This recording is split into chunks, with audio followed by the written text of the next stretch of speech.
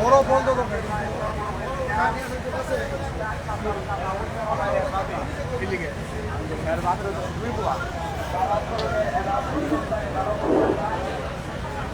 শৃঙ্খলার দায়িত্বে নিয়োজিত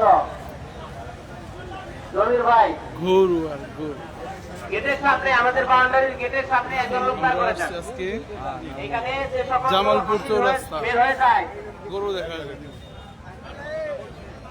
তাদের হাসির তুমি কো আমি তোমার নাম্বার দোকানে যাবে না, কোনো গায়ে দোকানে যাবে না। এখান থেকে মানুষ দেন লেবার দেন।